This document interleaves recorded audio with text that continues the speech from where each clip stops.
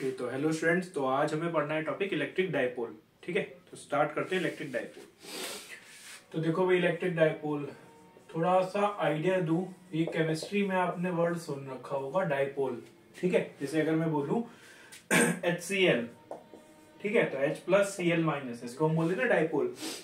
तो बेसिकली इसमें क्या होता है, इलेक्ट्रिक डाइपोल है क्या, combination of two equal and opposite charges separated by a very small distance. ठीक है, दो इक्वल और अपोजिट चार्जेस होंगे हमारे पास, ये जैसे ये -Q, ये +Q, और इनके बीच में हल्का सा गैप होगा।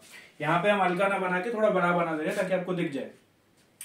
अब ये इसका सेंटर हो गया, तो ये डिस्टेंस जो इनके बीच में गैप है उसको मैं बोल दे रहा हूं L और L। तो दो इक्वल और अपोजिट चार्जेस हैं, +Q और -Q, और डिस्टेंस सेपरेशन कितना हो गया इनके बीच में 2L। ये याद रखना, ये 2L की वैल्यू बहुत कम होती है। तो it is a combination of two equal and opposite charges separated by a small distance. इसको मैं लिख दे रहा हूं, it is combination of two equal and opposite charges separated by small distance। ठीक है भाई, तो ये हो गया हमारा डाइपोल। अब क्वेश्चन ये आता है, ये जो डाइपोल हमने बना लिया, अब एक टर्म आएगा जो इसकी स्ट्रेंथ को बताएगा कि डाइपोल जो है वो क्या है। तो एक टर्म हम डिफाइन करते हैं जो डाइपोल के बारे में हमें बताएगा, इंफॉर्मेशन देगा, that is called dipole moment. इसको मैं बोल रहा हूं इलेक्ट्रिक डाइपोल मोमेंट। तो भाई इलेक्ट्रिक डाइपोल मोमेंट, इसको डिनोट करूंगा मैं P वेक्टर से। सिंस ये वेक्टर है, याद रखना P से डिनोट कर रहा है, वेक्टर है। सिंस ये वेक्टर है तो इसके पास मैग्नीट्यूड भी होगा और डायरेक्शन भी होगा। तो अब मैं इलेक्ट्रिक डाइपोल मोमेंट बता रहा हूं। ठीक है, इलेक्ट्रिक डाइपोल ये है, इसकी एक पैरामीटर है जिसको हम इलेक्ट्रिक डाइपोल मोमेंट बोलते हैं। देखो इसको, ये हमारे पास चार्ज -Q +Q, ये centre, length L, length L। तो अब इलेक्ट्रिक डाइपोल मोमेंट एक वेक्टर है, तो वेक्टर के पास मैग्नीट्यूड भी होता है और डायरेक्शन भी होता है। तो अब जब मैं मैग्नीट्यूड बोलूंगा तो मैग्नीट्यूड आएगा, चार्ज ले लो, सिंस दोनों चार्ज सेम मैग्नीट्यूड के हैं तो कोई भी एक चार्ज ले लो, Q चार्ज की वैल्यू, इनटू उनके बीच में सेपरेशन। तो सेपरेशन कितना है 2L, तो ये हो गया। तो मैग्नीट्यूड कितना हो गया Q × 2L। ठीक, अब डायरेक्शन भी होगा। तो डायरेक्शन कहां से कहां होता है इसका, डायरेक्शन हम डिफाइन करने का nationally negative charge to positive charge. ठीक है, तो ये डायरेक्शन किधर डिफाइन होता है, नेगेटिव टू पॉजिटिव। तो ये नेगेटिव है, ये पॉजिटिव है, तो ये बन गया P वेक्टर। क्लियर, तो ये याद रखना, ये P का मैग्नीट्यूड है और ये क्या है, इसका डायरेक्शन है। ठीक है, तो ये हो गया हमारा electric dipole moment. Vector quantity तो समझ ही गए। SI यूनिट अगर मैं लिखना चाहूं तो SI यूनिट, तो SI unit will be charge into length, तो कूलम मीटर। तो ये हो जाएगी भाई इसकी SI यूनिट। ठीक है, अब थोड़ा इस पे आगे चलते हैं। चलो भाई, तो ये क्वेश्चन देखो, 3 charges +Q, Q and -2Q are placed at the vertices of an equilateral triangle of side A। 3 charge रखे हुए हैं, -2Q +Q and Q। What is the dipole moment of the system. ठीक है, dipole moment पूछा गया। जब भी किसी भी चीज की कोई चीज पूछी जाती है, जैसे मान लो इलेक्ट्रिक फील्ड पूछा है, डाइपोल मोमेंट पूछा है, या कोई और भी चीज पूछ रहा है किसी जगह, तो यानी याद रखना वो नेट होता है, यानी कि वो बोल रहा है कि नेट डाइपोल मोमेंट बताओ, जो भी प्रेजेंट है उन सबकी वजह से। तो बेसिकली हमें नेट डाइपोल मोमेंट निकालना है। तो पहले देखो तो यहाँ डाइपोल किधर बन रहे हैं। तो डाइपोल कैसे बनता है, एक प्लस चार्ज हो और एक माइनस चार्ज हो। अब यहाँ पर तो एक प्लस तो है बट एक माइनस, यहाँ पे तो -2Q है, प्लस -2Q। तो मैं इस -2Q को ब्रेक कर दूं, -Q इधर ले लूं और -Q साइड में ले लेता हूं। तो अब बन गया, -2Q को ब्रेक कर दिया। अब ये -Q +Q, डाइपोल मोमेंट बन गया, देखो इधर की तरफ P बन गया। ठीक है, -Q +Q, नेगेटिव से पॉजिटिव की तरफ, तो ये बन गया P। तो बेसिकली हमारे पास दो डाइपोल मूवमेंट है, दोनों की हम वैल्यू लिखें तो वैल्यू भी लिख सकते हैं, चार्ज इनटू डिस्टेंस। डिस्टेंस कितना है A, charge into distance, distance कितना है A। तो बेसिकली हमारे पास दो डाइपोल आ गए और वो डाइपोल इस तरीके से है, एक P और एक P। तो अब दोनों वेक्टर सेम है, इक्विलेटरल ट्राइंगल है तो ये एंगल 60 डिग्री, तो ये एंगल हो गया भाई 60 डिग्री। नेट कैसे निकालेंगे, वेक्टर एडिशन कर देंगे, ये ऐसे करेंगे, ये ऐसे करेंगे तो नेट इधर आ जाएगा, दिस इज पी नेट। ठीक है भाई, अब फॉर्मूला लगा दो वेक्टर वाला फॉर्मूला, तो what is P net, P net equals under root याद है वेक्टर में A square plus B square plus 2ab cos theta, तो वही लगा दो, अंडर रूट पहला वेक्टर पी स्क्वायर, दूसरा vector P square plus 2p into P into cos 60 degree, ये लगा दिया हमने। तो पी नेट कितना आ गया भाई, 2p square plus 2p square cos 60, सबको पता होगा, 2 हाफ हो गया, कैंसिल आउट हो गया, तो कितना आ गया, P net comes out to be √3p square, जिसको मैं √3 इंटू पी लिख दूं। अब p की वैल्यू तो मुझे पहले से पता है, q इंटू ए है, तो what is net dipole moment, √3 into q into a, तो this is the net dipole. ठीक है भाई, तो ये हमारा नेट डाइपोल मोमेंट है।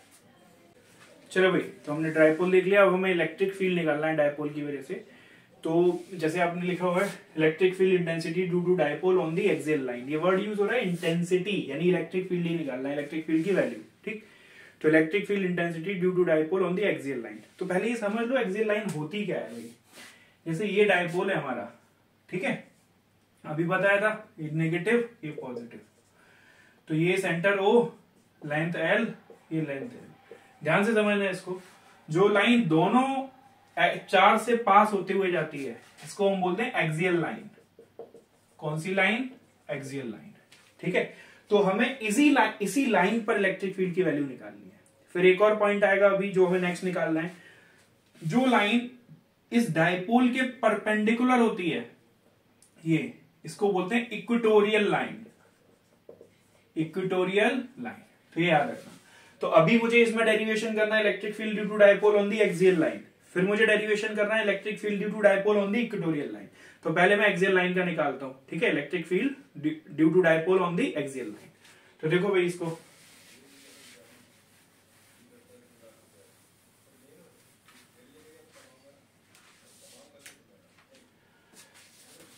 तो देखो electric field due to dipole on the axial line, तो देखो ये मैं बना लेता हूं पहले, ये मैंने dipole minus plus centre of the dipole length L, length L, ये एक्सिस हो गई, यहां पर कोई पॉइंट होगा P, यहां पे मुझे निकालना है, तो ध्यान से समझना है इसको, फिर पहले मुझे P पॉइंट पे निकालना है। अब मैं इनकी नंबरिंग कर देता हूं, मान लो इसको मैंने 1 माना, पॉजिटिव चार्ज को मैं 1 मानूंगा, आगे भी मैं पॉजिटिव चार्ज को 1 कंसिडर करूंगा, नेगेटिव चार्ज को मैंने 2 मान लिया। ठीक है, अब इन दोनों की वजह से यहां इलेक्ट्रिक फील्ड निकालना है, तो ध्यान से देखना, पॉजिटिव का electric field away from the charge, तो इवन किधर बनेगा, इधर। अच्छा, ये चार्ज इसके पास है तो इवन यानी इलेक्ट्रिक फील्ड स्ट्रांग होगा, तो इवन को मैंने बड़ा वेक्टर बनाया है। ठीक, नेगेटिव का electric field towards the charge, लेकिन ये चार्ज दूर है तो इसका इलेक्ट्रिक फील्ड छोटा बनेगा, तो इसको मैंने छोटा वेक्टर बना दिया E2। तो अब E1 E2 कौन जीतेगा, E1 जीत जाएगा, तो नेट इलेक्ट्रिक फील्ड किधर होगा, राइट साइड में होगा। याद रखना, नेट इलेक्ट्रिक फील्ड ये मैं रेड से बना दे रहा हूं, राइट साइड में होगा। ठीक, अब ये निकलेगा कैसे नेट इलेक्ट्रिक फील्ड, उसको मैं निकाल के दिखा रहा हूं। थोड़ा देखो ध्यान से, नेट इलेक्ट्रिक फील्ड अभी के लिए मैं इसको हटा दे रहा हूं क्योंकि हमें नेट इलेक्ट्रिक फील्ड निकालना है, बाद में मैं फिगर ड्रॉ कर दूंगा। L कितने डिस्टेंस पे निकालना है मुझको, R डिस्टेंस पे, ये डिस्टेंस हो जाएगा R। डिस्टेंस याद रखना हमेशा सेंटर ऑफ द डाइपोल से मेजर होगा, डिस्टेंस जो होगा वो सेंटर ऑफ द डाइपोल से मेजर होगा, तो पॉइंट कितनी दूर है, R। अब देखो भाई, ये यहां से यहां तक का डिस्टेंस R है और ये डिस्टेंस L है, तो R में से L गया तो ये कितना बचा, ये वाला डिस्टेंस R माइनस L। ठीक, ये R है और वो L है, तो यहां से यहां तक R और वो L, तो ये डिस्टेंस कितना हो गया भाई, नया वाला R प्लस L। तो पॉजिटिव चार्ज कितना दूर है, R माइनस L, नेगेटिव वाला कितना दूर है, R प्लस L। अब मैं दोनों की वजह से इलेक्ट्रिक फील्ड लिखूंगा, ये देखो, और दोनों की वजह से इलेक्ट्रिक फील्ड क्या होगा, माइनस होगा, क्योंकि एक राइट है और एक लेफ्ट है, तो net electric field will B E1 minus E2। तो अब मैं इसको डिराइव कर देता हूं नेट इलेक्ट्रिक फील्ड। तो देखो भाई, इसको पॉइंट P पे निकालना हूं मैं net electric field, it will be E1 minus E2। ये आ गया। तो E1 की वैल्यू बता दो मुझे पहले, E1 की वैल्यू बताओ। E1 इसकी वजह से इलेक्ट्रिक फील्ड है, तो K Q अपॉन डिस्टेंस कितना है इस वाले का पॉजिटिव का, R माइनस L का होल स्क्वायर।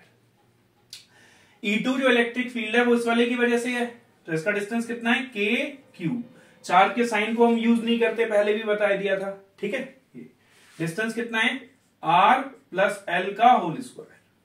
तो भाई इसको थोड़ा सॉल्व करो और मुझे बताओ, K Q को कॉमन ले लू मैं, यहां पे कितना बच जाएगा, 1 अपॉन R माइनस L का whole square minus 1 upon R plus L का होल स्क्वायर, ये बच गया। तो E कितना बच जाएगा, K Q। अब बताओ, एलसीएम ले लेता हूं, R माइनस L का whole square R plus L का होल स्क्वायर, क्रॉस मल्टीप्लाई हो गया, R प्लस L का whole square minus R minus L का होल स्क्वायर, ठीक है भाई, ये आ गया। अब इसको मैं सॉल्व कर रहा हूं, देखो भाई, E will be K Q, इसको थोड़ा सॉल्व करूं, सॉल्व करके बताता हूं। देखो भाई ध्यान से, इस पे स्क्वायर हो रहा है, डिनोमिनेटर पे चलते हैं, इसका स्क्वायर हो रहा है, इसका भी स्क्वायर हो रहा है, तो मैंने क्या कर लिया, R माइनस L को ले लिया, R प्लस L को ले लिया और इस पूरे पे होल स्क्वायर लगा दिया, ठीक है, समझ गए होगे। इसका स्क्वायर खोल दो, R square plus L square plus 2RL, ए प्लस बी का होल स्क्वायर खोल दिया, माइनस ए माइनस बी का होल स्क्वायर खोल दो, R square minus R square minus 2RL, ये कैंसिल आउट हो गए दोनों, ये बच गया, ठीक है। तो इलेक्ट्रिक फील्ड कितना बचा, K Q 2RL, अच्छा सॉरी, a माइनस बी का whole square, a minus B का होल स्क्वायर होगा ना, तो a square plus B square minus 2ab, और माइनस बाहर है तो यहां पे प्लस आएगा, 2RL प्लस 2RL, तो कितना हो जाएगा, 4RL। तो मैं इसको ऐसे लिख दूं, 2 इंटू 2RL, ऐसे लिख दिया, वो कुछ नहीं है, वो सिर्फ लिखने का तरीका है। इधर देखो, a minus B, a plus B, a minus B क्या होता है, a square minus B square, तो मैं इसको ऐसे लिख दे रहा हूं, a square minus B square का होल स्क्वायर। अब K Q 2L को इधर लिख दिया मैंने, ध्यान से देखो, 2L, एक 2 जो बचा उसको मैं आगे ले आया, और ये आ गया, ठीक है। और कुछ बचा, चलो R बचा, upon R square minus L square का होल स्क्वायर। इसको थोड़ा ध्यान से देखो, ये क्या बन गया आपका, ये कुछ बन गया, Q इंटू 2L, भाई Q इंटू 2L P बन गया ना हमारा, तो कितना बन गया ये P। तो अब मैं इसको लिख दूं, तो E विल बी कितना आया, 2 KP R upon R square minus L square का होल स्क्वायर, ये आ गया हमारा निकल गया। इस Q इंटू 2L को मैंने P लिख दिया, क्योंकि हमें पता है dipole moment P equals Q into 2L होता है। अब देखो, यहां पर मैं एक अजम्पशन यूज कर रहा हूं, इस अजम्पशन को बहुत ध्यान से देखना। हमने जब डाइपोल को डिफाइन किया था तब लिखा था कि length of the dipole is very very small. तो लेंथ ऑफ द डाइपोल मतलब बेसिकली तो लेंथ 2L है, बट हम उसको L भी लिख सकते हैं, मतलब अगर 2L स्मॉल होगा तो L भी तो स्मॉल हो जाएगा। तो if L is very very less than R, ये हमारा कंडीशन है। अगर कंडीशन वैलिड नहीं है तो यहीं पर खत्म हो गया, लेकिन अब हम कंडीशन लगा रहे हैं, L is very very less than R। अगर L R से बहुत छोटा होगा तो R square minus L square का होल स्क्वायर कितना बचेगा, L तो बहुत छोटा है, बड़ी क्वांटिटी में से छोटी क्वांटिटी माइनस की, कोई फर्क नहीं पड़ा, तो यानी R स्क्वायर रहा, और बाहर स्क्वायर लगा हुआ है तो कितना हो गया, R की पावर 4। सिंपल, बड़ी में से बहुत छोटी माइनस हुई, इसको हटा दो, लगभग 0 मान लो, कोई फर्क नहीं पड़ा, तो R स्क्वायर R की पावर 4। तो E कितना आ गया, 2 KPR अपॉन R की पावर 4, ये आ गया। एक R से ये कैंसिल आउट कर दो, क्यूब बचेगा, तो कितना बचा, 2 KP अपॉन R क्यूब, ये आ गया। तो अब हमें क्या समझ आया, इलेक्ट्रिक फील्ड कितना आ गया, 2 KP अपॉन R क्यूब, ठीक है। अब जो मैंने शुरुआत में आपको बताया था कि इलेक्ट्रिक फील्ड राइट साइड में आएगा, ये रहा इलेक्ट्रिक फील्ड, कितना आएगा, 2 KP अपॉन R क्यूब।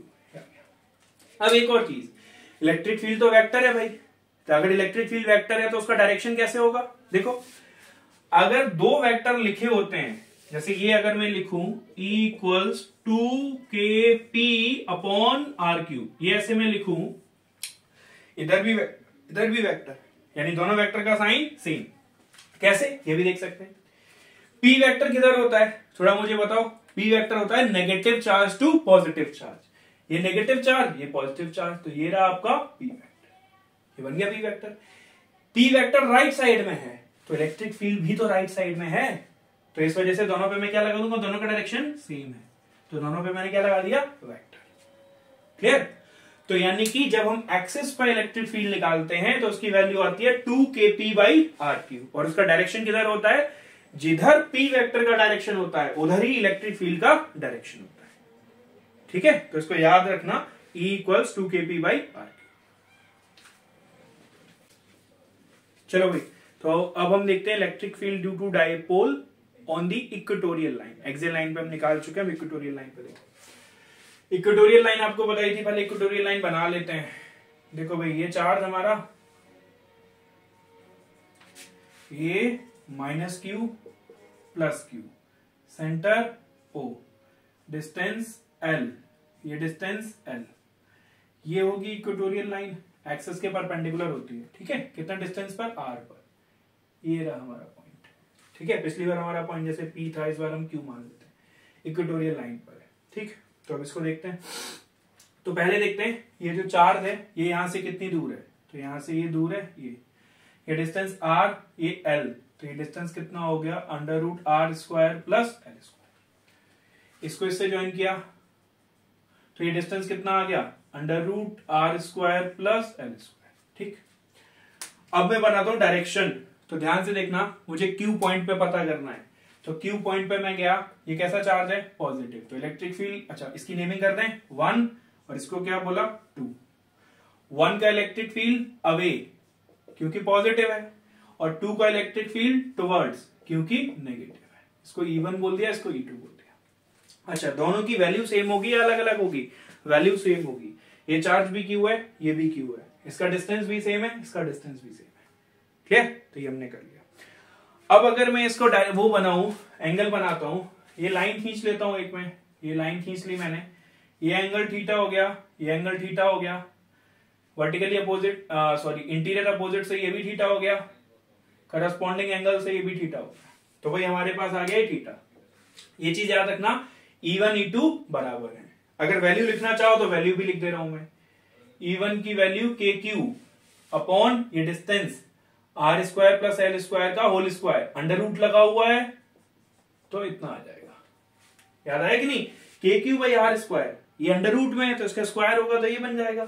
और E2 भी यही वैल्यू है, E2 की वैल्यू भी कितनी है, KQ upon r² plus l²। देखो ये भी है, तो बेसिकली मुझे E1 E2 मिल गए। अब मैं इनको सॉल्व करता हूं, तो देखो भाई E1 E2 के बाद अब मैं इनको सॉल्व करूंगा, तो ये आ जाएगा E1, ये आ गया हमारा E2, ये एंगल है हमारा थीटा, ये अभी बताया था, ऊपर आया E1 और नीचे आ गया E2, ये एंगल थीटा और ये एंगल भी थीटा।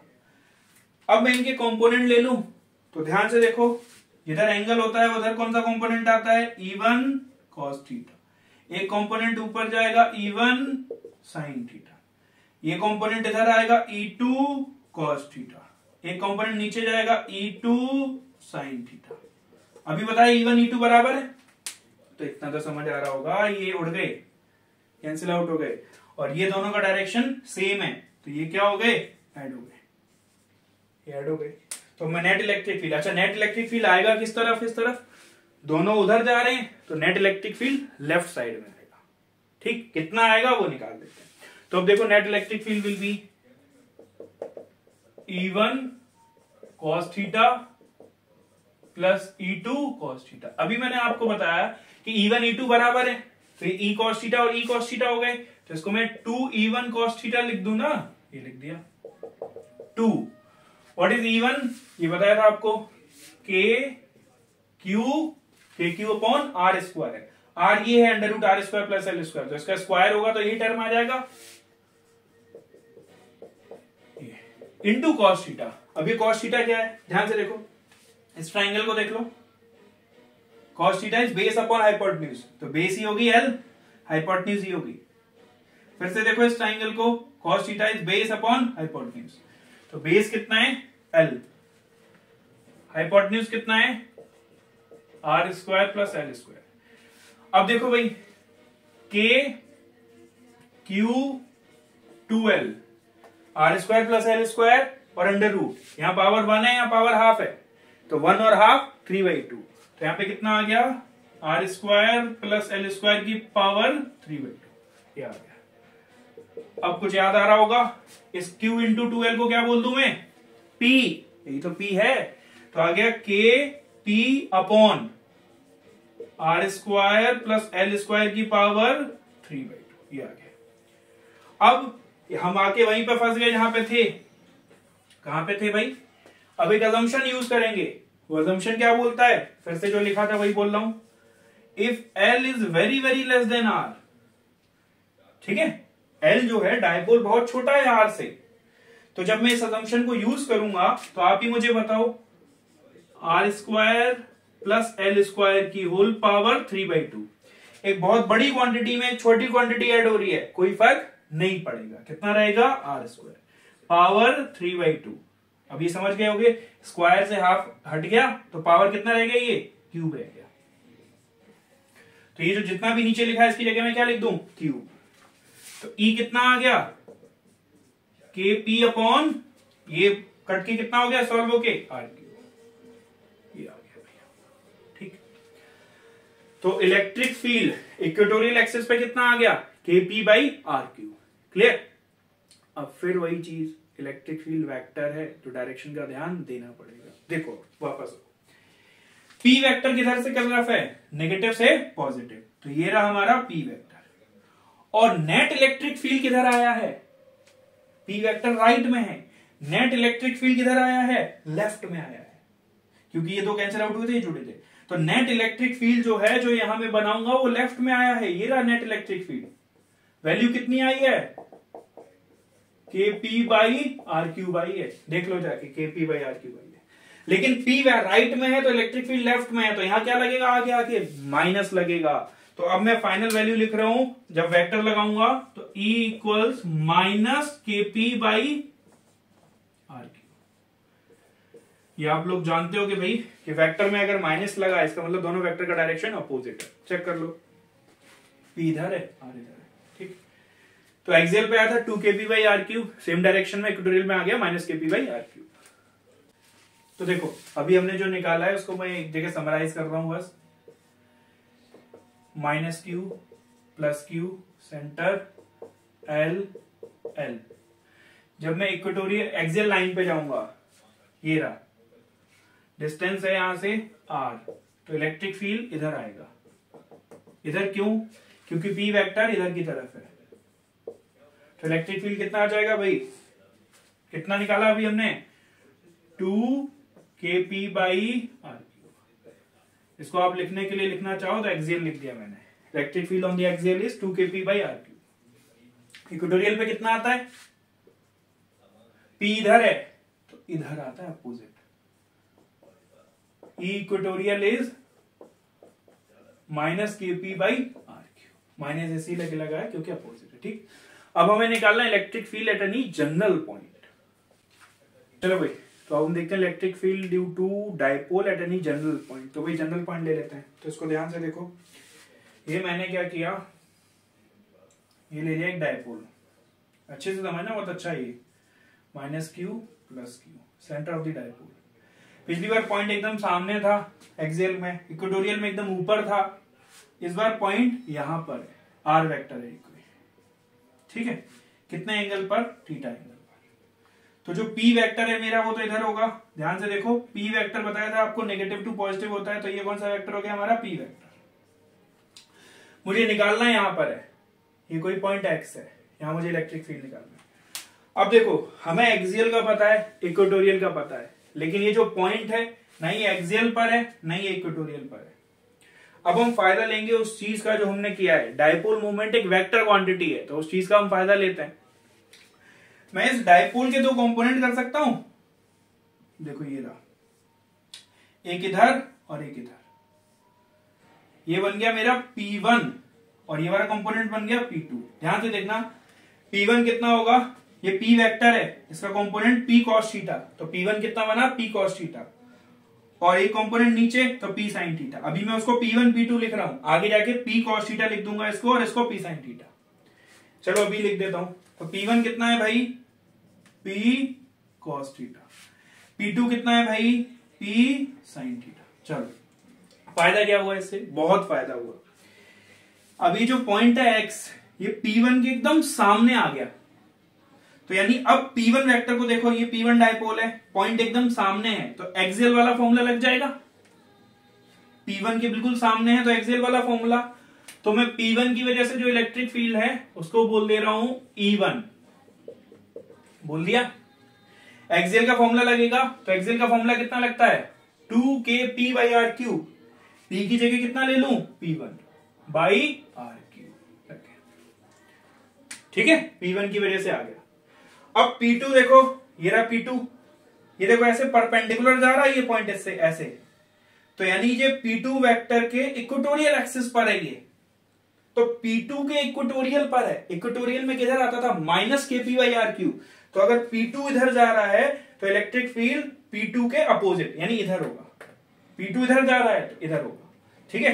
तो अब मैं इसको डिनोट कर दूं तो दिस इज E2, इधर वैल्यू लिख रहा हूं, ठीक है। माइनस तो डायरेक्शन बताता था, यहां पे वैल्यू लिखूं तो kp/r3, -kp/r3 का माइनस डायरेक्शन था kp/r3, p की जगह कितना यूज करूंगा P2, तो k P2/r3, तो ये E1 आ गया, ये E2 आ गया। तो रिजल्टेंट किधर निकलेगा भैया, रिजल्टेंट निकलेगा, वेक्टर डायग्राम से कर दो इनको, ये बन गया तुम्हारा रिजल्टेंट E। अभी रिजल्टेंट कुछ ना कुछ एंगल बना रहा है, इस एंगल को मैंने मान लिया फाई। ये याद रखना, जो हमें एंगल गिवन था शुरुआत में वो थीटा था, और जो नया एंगल है इसको मैं रेड कलर से बना दे रहा हूं, ये जो नया एंगल बनाया हुआ है आपका वो आपका फाई है। अभी हमें इसकी जरूरत पड़ेगी, ठीक। तो अब मुझे E बताना है, E1 इधर है, E2 इधर है, ये आपको बिल्कुल क्लियर हो गया होगा भाई, इसमें कोई बिल्कुल डाउट नहीं है। E1 इधर है, E2 इसके परपेंडिकुलर है, तो ऐसे जोड़ेंगे ऐसे आ जाएगा E। तो E को निकाल दूं मैं, तो E विल बी, दो परपेंडिकुलर वेक्टर का रिजल्टेंट कैसे निकलता है √ E1 square plus E2 square. अब वैल्यू डाल दो, व्हाट इज E1 स्क्वायर, चलो E1 की वैल्यू डालो, E1 ये रहा 2kp1/r3, E2 इज kp2/r3।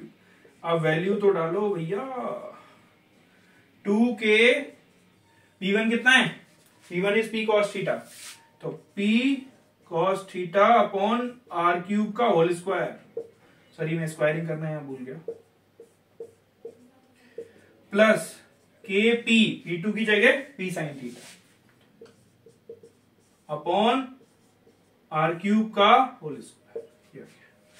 तो नेट इलेक्ट्रिक फील्ड कितना आ गया भाई, इसमें आप ध्यान से देखो, kp/r3 तो कॉमन आ जाएगा, बाहर आ जाएगा, अंदर कितना बचेगा 4 cos square theta plus sin square theta. समझ आ गया होगा, थोड़ा सा इसे चेंज करते हैं भाई।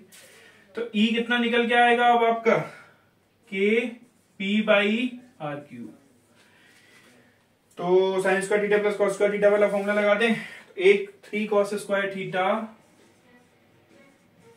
प्लस एक 4 cos स्क्वायर थीटा को 3 cos square theta plus cos square theta लिख रहा हूं, उससे क्या फायदा होगा, यहां पे मेरा बन जाएगा cos square theta plus sin square theta, ये सब मिलके कितना हो गया 1।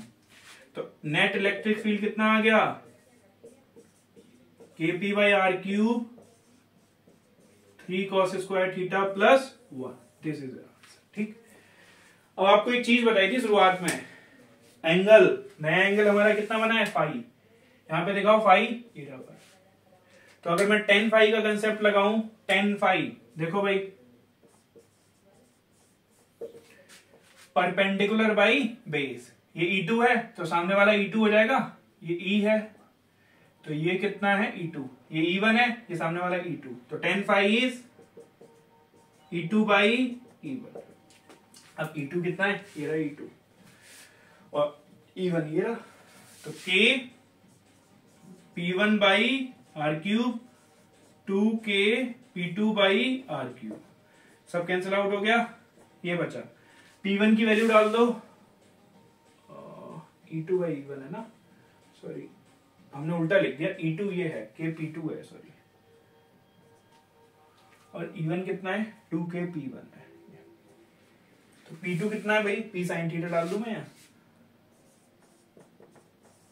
अपॉन कितना डाल दूं, 2 बच गया हमारा, ये 2 नहीं कटेगा, 2 का 2 रह जाएगा, 2 cos थीटा, तो भाई कितना निकल के आ गया, tan phi इक्वल्स, अच्छा p से तो p कट गया ना, नीचे p sin theta p cos theta आएगा, p से p गया, तो ये आ गया tan थीटा डिवाइडेड बाई 2, तो इसको याद रखना, tan phi is tan theta divided by 2, और you can say half tan theta, तो इस रिजल्ट को याद रखना, एक ये वाला रिजल्ट याद रखना और एक ये वाला रिजल्ट याद, ठीक है भाई। अब इस पर क्वेश्चन करते हैं, चलो भाई, तो ये क्वेश्चन करते हैं, ये वाला क्वेश्चन देखो,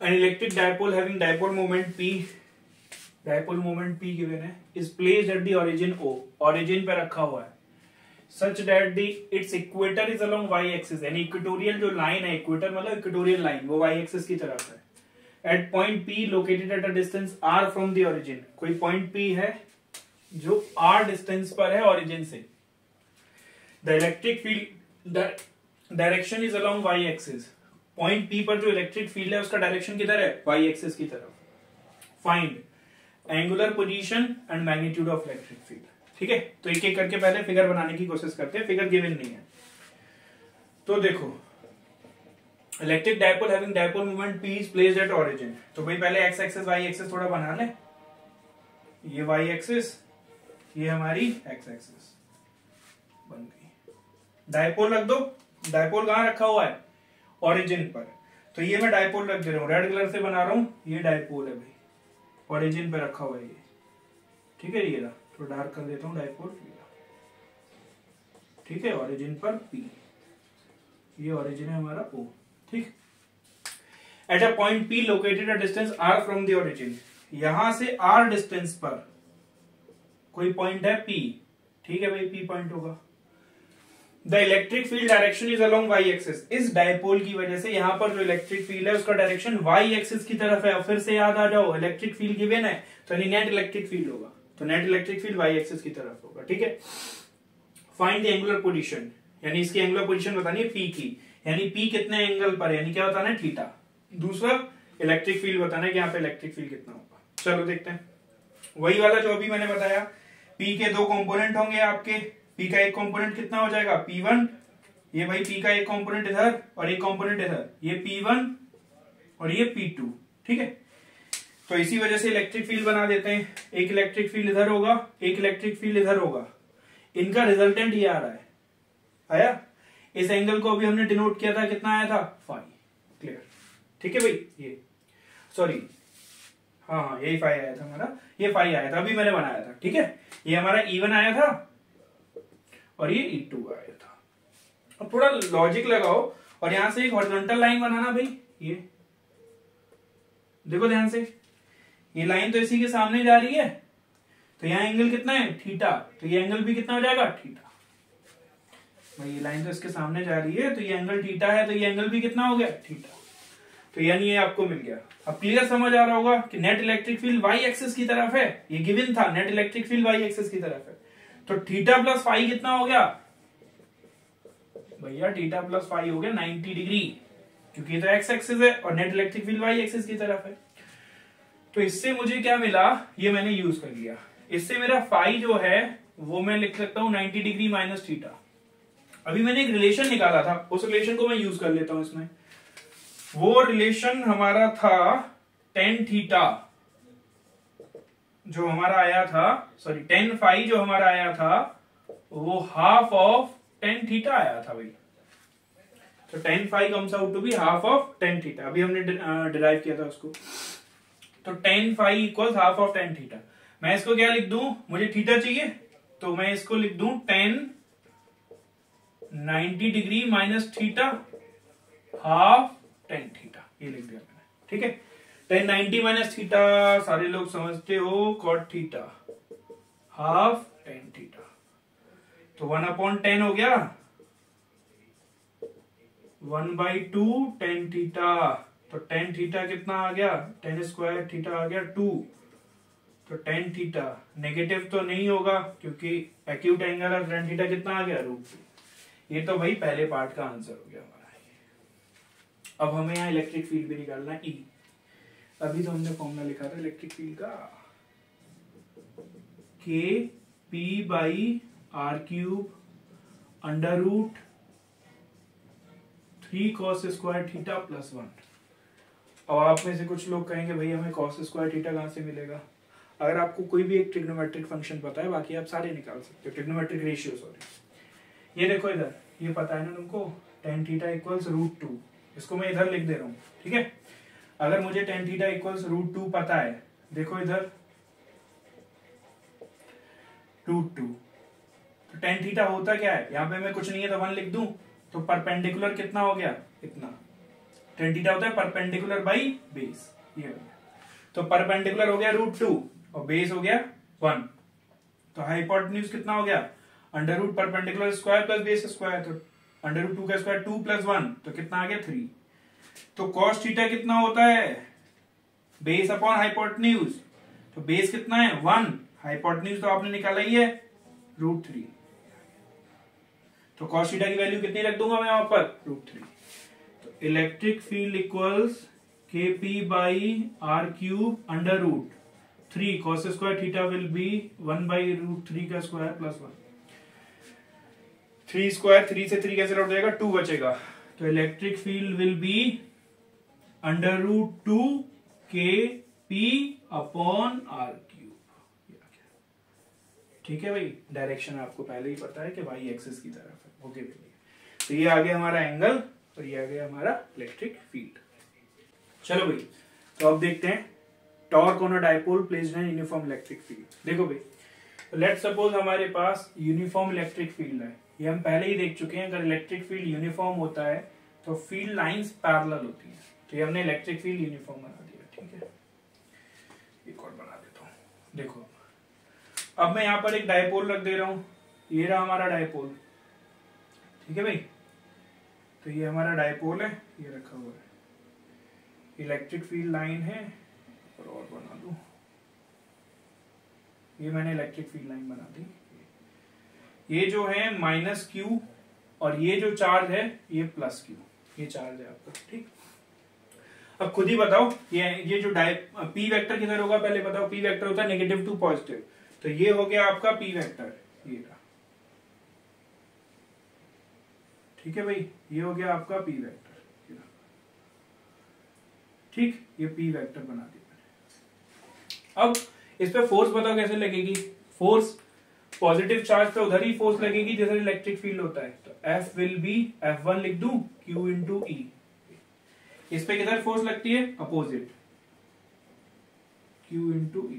दोनों फोर्स इक्वल है, दोनों को F ही लिख देता हूं, F और F।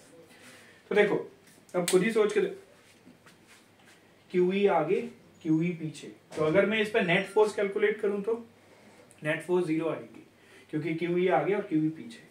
अब कोई चीज है उस पर नेट फोर्स 0 आ रही है, यानी वो ट्रांसलेशन मोशन नहीं करेगा, यानी वो आगे नहीं जाएगा। लेकिन ध्यान से देखो, जैसे ये ले लो, ये इस पर एक फोर्स आगे लगे और एक फोर्स पीछे लगे, तो ये ठीक है आगे नहीं जाएगा, लेकिन घूम तो जाएगा ना, ऐसे देखो घूम जाएगा ये, तो यानी ये घूम जाएगा, तो यानी टॉर्क तो लगेगी इस पर, तो ये दोनों मिलके टॉर्क लगाएंगे। अब ये जो स्पेशल टाइप की फोर्स है जिसमें इक्वल और अपोजिट फोर्स लगती है और वो एक लाइन में नहीं होते, इनको हम बोलते हैं कपल।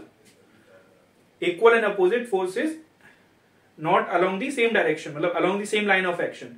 इस पे इधर लगेगी, ठीक है, इस पे इधर और इस पे इधर, तो these two forces will form a couple, यानी इसको आगे नहीं लेके जाएंगे लेकिन इसको यहीं पे घुमा देंगे, ठीक है। तो अब मैं सिंपल लिख देता हूं, these forces equal and opposite forces, equal and opposite forces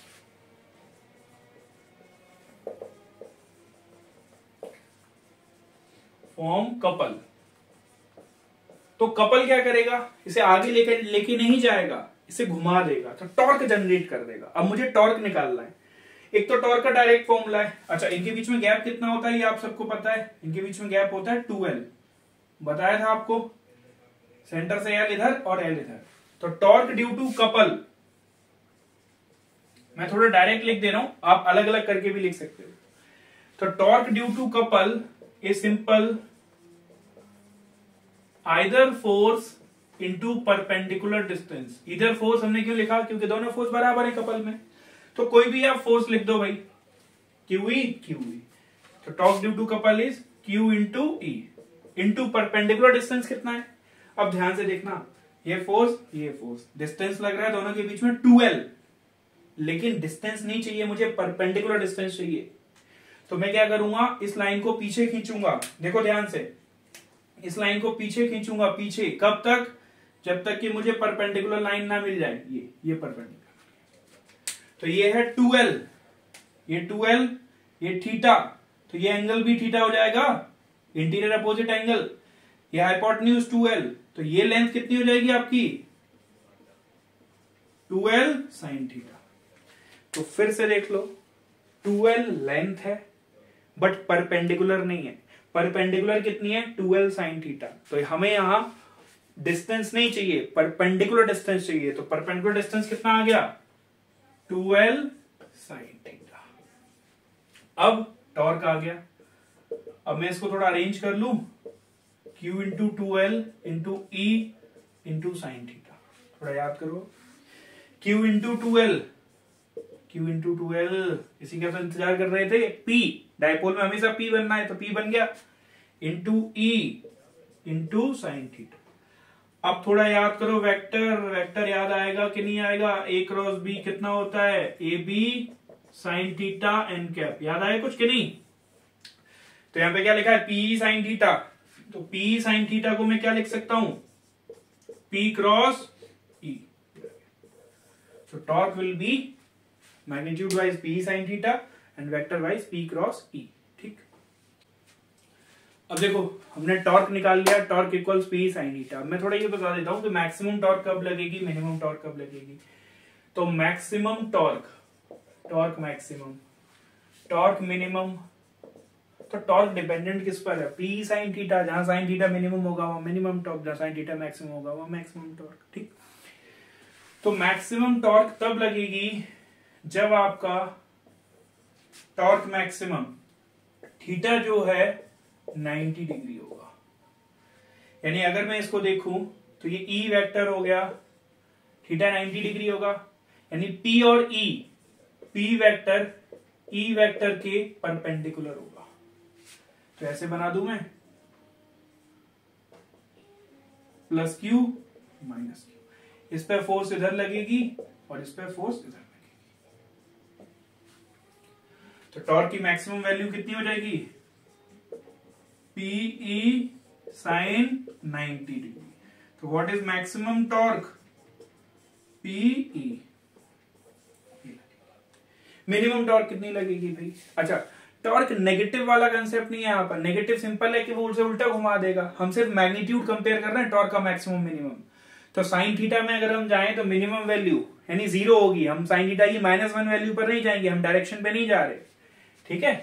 तो यानी यहां पर थीटा या तो 0 डिग्री हो या फिर थीटा 180 डिग्री हो, ठीक है। आप ये मत सोचना साइन थीटा की मिनिमम वैल्यू -1 है, हमें सिर्फ मैग्नीट्यूड देखना है टॉर्क का मिनिमम हो। तो ये कब लगेगी भाई, यानी डायपोल या तो ऐसा हो, -Q + Q electric field, P vector बता दो भाई, माइनस से प्लस की तरफ इधर, या फिर ये जो डायपोल ऐसा इसका उल्टा हो जाए तो भी टॉर्क मिनिमम लगेगी। और टॉर्क मिनिमम कितनी लगेगी, यानी सिंपल समझ लो, if the dipole is aligned along the electric field और opposite to the electric field, दोनों ही केस में टॉर्क मिनिमम होगी। और वो कितनी होगी, अच्छा मैं दिखा भी दे रहा हूं क्यों मिनिमम होगी। इस पे आगे लगेगी Q इंटू E, इस पे पीछे लगेगी Q इंटू E। तो खुद ही सोच के देखो, इसको आगे से खींचा जा रहा है, पीछे से खींचा जा रहा है, क्या ये घूमेगा, नहीं घूमेगा। तो टॉर्क कितनी आनी चाहिए, 0। देखो भी सॉल्व करके देखो, PE साइन 0 डिग्री, तो मिनिमम टॉर्क कितनी आ गई भाई, 0। यानी इसका मतलब समझे, ध्यान से समझना, जब डायपोल ऐसा था तो इस पर टॉर्क लगी, और ये टॉर्क कब तक लगी, जब तक डायपोल इलेक्ट्रिक फील्ड के अलोंग अलाइन नहीं हो गया। तो इलेक्ट्रिक फील्ड चाहता है कि डायपोल इलेक्ट्रिक फील्ड की तरफ अलाइन हो जाए, ठीक है। तो इस वजह से टॉर्क लगती है, कोई चीज ऐसी है तो तब तक लगेगी जब तक इस पे अलाइन ना हो जाए। लेकिन अब एक इंटरेस्टिंग चीज आएगी, क्या अलाइन होते ही ये सडनली रुक जाएगा? मोमेंटम की वजह से अगर कोई चीज चल रही है तो रुक नहीं सकती, तो यहां आते ही वो इसके नीचे निकल जाएगा, फिर टॉर्क वापस लगेगी, फिर ऊपर आएगा, फिर रुक नहीं पाएगा, फिर ऊपर निकल जाएगा। तो ये क्या करने लगेगा? ऑसिलेशन करने लगेगा। नेक्स्ट क्वेश्चन हमारा इसी पर है। चलो भाई ये क्वेश्चन देखो, टू पार्टिकल्स, दो पार्टिकल है, ईच हैविंग मास m, इसका मास m, इसका mass m, charges plus q and minus q, एक का चार्ज प्लस q, एक का charge minus q, are attached to the ends of a light rod of length l। ये rod है, length l है, total rod length है l है, याद रखना ये टोटल रॉड की लेंथ l है। The dipole is slightly rotated about its centre and released. ये डायपोल है, अब हम इसको हल्का सा घुमाएं, मान लो मैं पीछे मान लेता हूं, पीछे घुमाया और छोड़ दिया, इस डायपोल पर फोर्स कहां लग रही है? इस पे आगे लग रही है और इस पर पीछे। अब आप खुद ही सोच के देखो, मैंने हल्का सा पीछे घुमाया, छोड़ दिया, तो टॉर्क की वजह से ये आगे जाएगा, आगे जाएगा, कब तक? जब तक ये प्लेन ना हो जाए। लेकिन मोमेंटम की वजह से सडनली रुक नहीं सकता, तो आगे घूम जाएगा, फिर टॉर्क वापस लगेगी, टॉर्क इसको वापस लेके आएगी, फिर मोमेंटम की वजह से रुक नहीं पाएगा, फिर ऊपर चला जाएगा, फिर नीचे, फिर ऊपर, फिर इस तरीके से ऐसे ऐसे ऑसिलेशन करेगा, ठीक है। तो हमें ये शो करना है, the dipole is slightly rotated about its centre and released, show that for small angular displacement the motion is angular SHM, angular SHM हमें शो करना है, और फिर इवेल्युएट इट्स टाइम पीरियड, ठीक है। फिर से समझ लो, इलेक्ट्रिक फील्ड, ये डायपोल, हमने इसको हल्का सा पीछे घुमाया, छोड़ दिया, ये ऐसे जाएगा, मोमेंटम की वजह से रुकेगा नहीं, नीचे चला जाएगा, फिर टॉर्क फोर्स इधर इधर वापस लगेगी, इधर आएगा, इधर आएगा, इधर आएगा, तो ये एंगुलर एसएचएम करने लगेगा। तो पहले तो हमें प्रूव करना है कि एंगुलर एसएचएम करेगा, फिर उसका टाइम पीरियड निकालना है। तो सिंपल है, एंगुलर एसएचएम थोड़ा याद होगा आपको, थोड़ा सा याद दिला देता हूं मैं। एंगुलर याद नहीं रहा होगा अभी तुम लोगों को, लीनियर एसएचएम होता है F इक्वल्स माइनस के एक्स, एंगुलर एसएचएम क्या होता है? Torque equals minus C into theta, ठीक है। और ये सी जो होता है वो कांस्टेंट आता है हमारा। फिर टाइम पीरियड कितना निकलता है? 2 pi under root I upon C, ये आता है, जाके चेक कर लेना, एंगुलर एसएचएम जहां मैंने पढ़ाया था वहां आपको ये मिल जाएगा, ठीक है, माइनस सी इंटू थीटा। अब हमें पहले, अगर मैंने ये प्रूव कर दिया तो ये प्रूव हो जाएगा एंगुलर एसएचएम में, और अगर ये मुझे निकालना है, तो सबसे पहले इसका टॉर्क का फॉर्मूला बताओ खुद ही। टॉर्क का फॉर्मूला मैंने क्या निकाला था अभी? माइनस, ठीक है भाई, माइनस पीई साइन थीटा। अब खुद ही देखो, एक टर्म इसमें लिखा हुआ था, show that for small angular displacement, ये वर्ड लिखा हुआ है, स्मॉल एंगल, यानी एंगल को हमें क्या मानना है? स्मॉल। जब एंगल स्मॉल होता है, जब थीटा क्या होता है? स्मॉल, तो हम साइन थीटा को क्या मान सकते हैं? थीटा मान सकते हैं, ये आपको पता होगा। तो मैं टॉर्क को क्या लिख सकता हूं? Minus PE into theta. ध्यान से देखो भाई, कुछ आया समझ के? नहीं, minus C into theta. P की वैल्यू डाल दे रहा हूं मैं, पी की वैल्यू चार्ज इंटू लेंथ। अब तक लेंथ 2l होती थी, ये l और ये l, इस बार उन्होंने टोटल लेंथ l दे रखी है, तो 2l की जगह मैं l डालूंगा भाई, टोटल लेंथ l दे रखी है, q into 2l into e into theta. थोड़ा कंपैरिजन करने पे समझ आ रहा होगा, यहां पर c है, यहां पर ये है, इसको इससे कंपेयर करो तो कितना आ गया? c कितना आ गया हमारा निकल के? सबसे पहले इससे ये प्रूव हो गया कि torque is proportional to minus theta. इससे क्या प्रूव हो गया? ये एंगुलर एसएचएम है, हेंस प्रूव्ड एंगुलर एसएचएम, ठीक है भाई। लीनियर एसएचएम का प्रूव होता है F proportional to minus X, angular SHM torque proportional to minus theta, ठीक है, हो गया। इसको इससे कंपेयर करो, torque torque theta theta, C की वैल्यू कितनी आ गई? Q into L into E, चलो भाई ये आ गई, ठीक है। अब मुझे इसका टाइम पीरियड निकालना है, तो टाइम पीरियड कितना आएगा? 2 पाई अंडर रूट आई, आई कुछ याद आया? आई मोमेंट ऑफ इनर्शिया। अब मोमेंट ऑफ इनर्शिया निकालना किस पॉइंट के अबाउट? ये इस पॉइंट के अबाउट ही तो घूम रहा है, तो मोमेंट ऑफ इनर्शिया कैसे निकलेगा, थोड़ा ध्यान से देखो।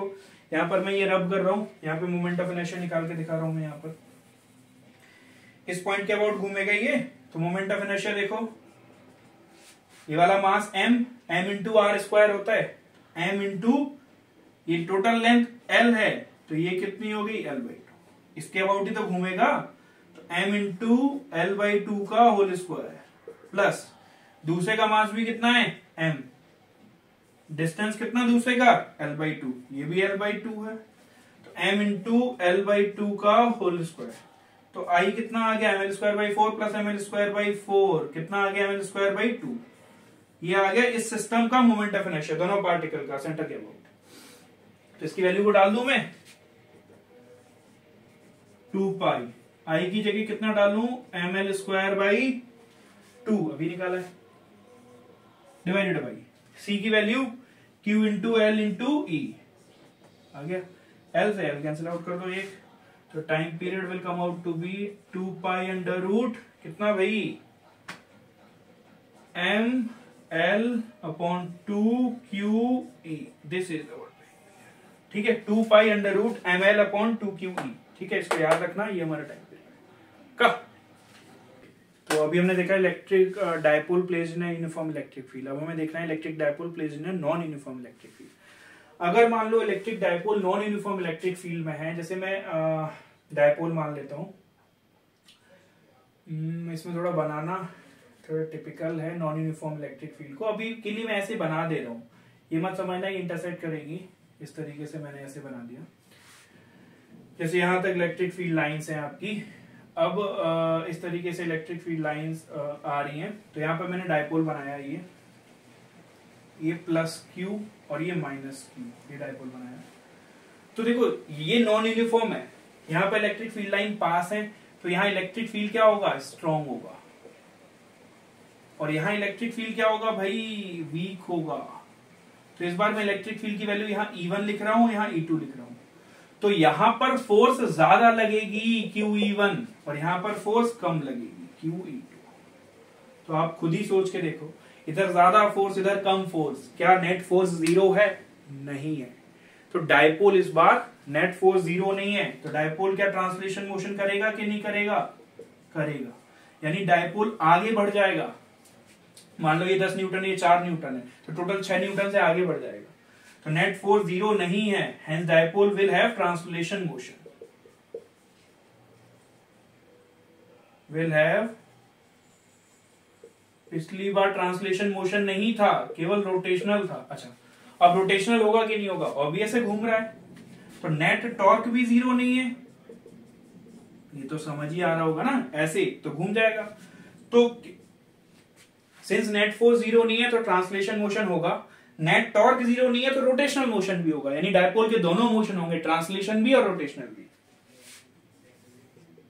Will have rotational motion also.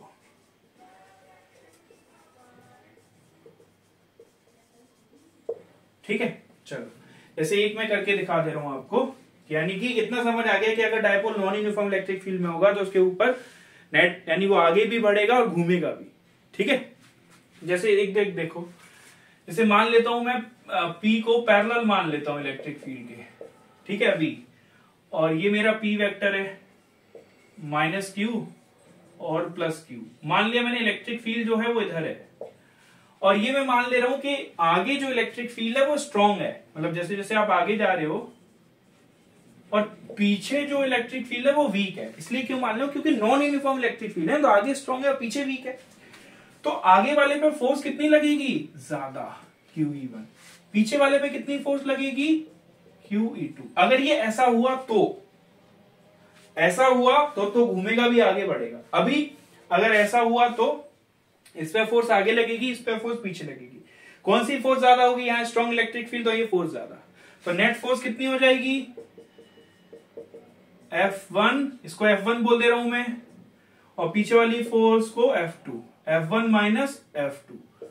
और यानी डायपोल किधर मूव करेगा? तो सिंपल है, dipole will move from weaker electric field to the region of stronger electric field. कब? जब P वेक्टर इलेक्ट्रिक फील्ड के क्या होगा? पैरेलल। तो जब P इलेक्ट्रिक फील्ड के पैरेलल होगा, नॉन यूनिफॉर्म इलेक्ट्रिक फील्ड होगा, तो dipole will move from the region of weaker electric field to the region of stronger electric field. अब अगर मान लो P एंटी पैरेलल हुआ तो देखो, अब इसे देख लेते हैं। इलेक्ट्रिक फील्ड वही है, एंटी पैरेलल, मतलब अभी P इधर था ना, अब P इधर मान लेता हूं मैं अपोजिट। P नेगेटिव से पॉजिटिव की तरफ होता है, माइनस क्यू प्लस क्यू। अब सोचो, यहां अभी बताया था आपको वीक है और यहां पर क्या है, स्ट्रॉन्ग है। तो बताओ, खुद ही बताओ, यहां पर ज्यादा फोर्स लगेगी। देखो इधर F1 विल बी, इधर क्यों लगाई मैंने, क्योंकि नेगेटिव चार्ज है। नेगेटिव चार्ज पे फोर्स किधर लगती है, opposite to the electric field. Q into E1 इधर towards the electric field. F2 will be Q into E2। अब खुद ही बताओ भाई, नेट फोर्स किधर आ गई, ये ज्यादा है ना, यहाँ पे इलेक्ट्रिक फील्ड स्ट्रॉन्ग है, वहां पर तो ये ज्यादा है, वो कम है। तो यानी फिर से मैं क्या करूंगा, F1 माइनस F2, लेकिन डायरेक्शन भाई उल्टा आएगा, इधर आएगा।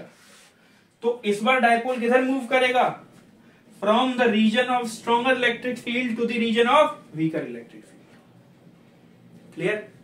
तो याद रखना, इस बार इधर मूव कर रहा था नॉन यूनिफॉर्म में। अगर PE के पैरेलल होगा तो it will move from the region of weaker to stronger electric field. जब ये एंटी पैरेलल होगा, it will move from the region of stronger electric field to the weaker electric field. ठीक है, चलो, तो हमें करना है electric dipole in a non uniform electric field. ठीक है, तो देख लेते हैं। जैसे मैंने ये चार्ज रख दिया माइनस क्यू, ये रख दिया प्लस क्यू। ये आपको इलेक्ट्रिक फील्ड लाइन दिख रही होंगी, यहाँ पास है, यहाँ पे दूर है। तो जहां इलेक्ट्रिक फील्ड लाइन दूर है, वहां इलेक्ट्रिक फील्ड वीक होगा। तो यहाँ पर मैं इलेक्ट्रिक फील्ड मान लेता हूँ E1। ठीक है, यहाँ पर इलेक्ट्रिक फील्ड कितना होगा, E2। यहाँ वीक है, यहाँ स्ट्रॉन्ग होगा, E2। ठीक, अब फोर्स बताओ, इधर फोर्स लगेगी आगे की तरफ, F1 that is Q into E1। ध्यान से देखना, इस पे फोर्स लगेगी पीछे की तरफ, F2 Q इंटू E2। ठीक है, अब अगर मैं नेट फोर्स कैलकुलेट करूं, सॉरी मैंने उल्टा कर दिया, यहाँ पे इलेक्ट्रिक फील्ड स्ट्रॉन्ग है, तो ये वेक्टर मुझे छोटा बनाना है, ये छोटा वेक्टर और ये लार्ज वेक्टर, कोई नहीं। तो मान लो ये 2 न्यूटन की फोर्स है, ये 10 न्यूटन की फोर्स है, तो नेट फोर्स कितनी बचेगी, 8 न्यूटन। तो अगर मैं नेट फोर्स निकालना चाहूँ, फोर्स जो लग रही है that is equal to F2 minus F1। तो वैल्यू लिखो भाई इसकी, F2 माइनस F1 की, Q E2 minus Q E1। अब ध्यान से देखना, मैं इसको कैसे सॉल्व कर रहा हूं। मैंने लिखा Q और L लिख दे रहा हूं। ठीक है, इससे मुझे क्या फायदा है, E2 minus E1 divided by L। अच्छा, ये जो लेंथ है, वैसे तो हम डायपोल में 2L लेते हैं, बट मैं इसको L ले रहा हूं। तो ये लेंथ मैंने कितनी ले ली, L। तो अब देखो, ध्यान से देखना, ये बहुत इंपॉर्टेंट टर्म है, electric field 2 minus electric field 1 upon distance. तो एक तरीके से अगर मैं बोलूं तो ये डिफरेंस इन इलेक्ट्रिक फील्ड लिखा हुआ है और ये डिफरेंस इन डिस्टेंस लिखा हुआ है। Difference in electric field upon difference in distance, इसको हम पहले भी पढ़ चुके हैं, पहले difference in temperature upon difference in distance. ठीक है, जिसको हम बोलते थे टेम्परेचर ग्रेडियंट। तो यहां पर क्या बोलेंगे, इलेक्ट्रिक फील्ड ग्रेडियंट। तो इसको अब मैं F इक्वल्स QL ये लिख सकता हूं इंटू DE बाई DX। समझ आया? क्योंकि ये वाला टर्म जो है change in electric field upon change in distance, उसको मैंने लिख दिया this. What is this, DE by DX is electric field gradient. इसको लिख देता हूं, इलेक्ट्रिक फील्ड ग्रेडियंट। इसको मैं delta E by delta X भी लिख दूंगा। अच्छा, अब देखो फोर्स कितना आ गया, तो ध्यान से देखना, force charge into distance, distance L है तो चार्ज इंटू डिस्टेंस क्या होता है, P। तो it is P DE by DX। अच्छा, वही लॉजिक आ गया, ये आ गया हमारा फोर्स। तो नॉन यूनिफॉर्म इलेक्ट्रिक फील्ड में जो डायपोल पे फोर्स लगता है वो ये है, F equals P DE by DX। अब हो सकता है DE बाई DX पॉजिटिव हो सकता है DE बाई DX नेगेटिव हो, बट हमें सिर्फ फोर्स की वैल्यू चाहिए, फोर्स का डायरेक्शन हम खुद निकाल लेंगे। तो मैं यहाँ पे मॉड लगा दे रहा हूं, तो मुझे फोर्स की वैल्यू तो मिलेगी, तो यहाँ पर भी मॉड लगा दे रहा हूं। तो याद रखना F equals P DE by DX, ये मैंने मॉड लगा दिया। ठीक है, अब इस पर क्वेश्चन करते हैं, तब इसे बेटर समझते हैं, ये फॉर्मूला याद। ठीक, चलो भाई, तो देखो ये क्वेश्चन देखो। Two dipoles of dipole moments p1 vector and p2 vector are lying along the x-axis and separated by a distance r. तो भाई ये डाइपोल है, p1 dipole, p2 dipole, separation दोनों के बीच में कितना है भाई r, ठीक। As shown in figure, find the magnitude of force of interaction between the dipoles. तो दो डाइपोल रखे हुए हैं r डिस्टेंस पर, ठीक है, एक डाइपोल ये रखा है, एक डाइपोल ये रखा है। अब इनके बीच में कितना फोर्स लगेगा ये हमको बताना है, magnitude of force of interaction, ठीक। अभी मैंने आपको एक फॉर्मूला बताया था जिसमें F की वैल्यू आती है P dE/dx, ये मैंने बताया था, मॉड लगाया था इस पर, ठीक है। ये फॉर्मूला मैं यहाँ पे यूज करूंगा, लेकिन पहले उससे पहले dE/dx मुझे निकालना पड़ेगा और देखना पड़ेगा। dE/dx को मैं dE/dr भी बोल सकता हूँ, ये आपको सबको पता होगा, dE/dx को dE/dr। सबसे पहले मैं ये देखता हूं कि ये पहला डायपोल इस पर फोर्स लगाएगा, तो पहले ये यहाँ इलेक्ट्रिक फील्ड क्रिएट करेगा। पहला डायपोल, डायपोल नंबर 2 के ऊपर इलेक्ट्रिक फील्ड क्रिएट करेगा। अब ध्यान से देखो, P1 के सामने वाला पॉइंट एक्सियल पॉइंट हो गया, तो ये जो 2 डायपोल है ये P1 के एक्सियल पॉइंट पर है, तो इलेक्ट्रिक फील्ड कितना आ जाएगा, E1 विल बी 2kP1/r3। ये इलेक्ट्रिक फील्ड किसका है, 1 का, ऑन डायपोल 2। तो अब मुझे पता चल गया कि इलेक्ट्रिक फील्ड कितना आ गया, 2kP/r, P1/r, ठीक है, इतना आ गया। मुझे क्या चाहिए, dE/dx। इसको मैं फर्दर ऐसे भी लिख सकता हूं ना, P dE/dr। तो इतना समझ आ गया होगा आपको। तो E मुझे मिल चुका है, तो मैं dE/dr निकाल दूं, तो dE/dr डिफरेंशिएट कर दो, 2k P1 बाहर आ गया, r की पावर -3, ये आप सबको पता होगा, r की पावर -3, तो -3 r की पावर -4, ये इसका डिफरेंशिएशन हो जाएगा। तो dE/dr निकल के कितना आ जाएगा, तो बताओ भाई, dE/dr निकल के आ जाएगा -6k P1/r की पावर 4। इसको सॉल्व करके अब मुझे फोर्स बतानी है, तो फोर्स तो आसान है भाई।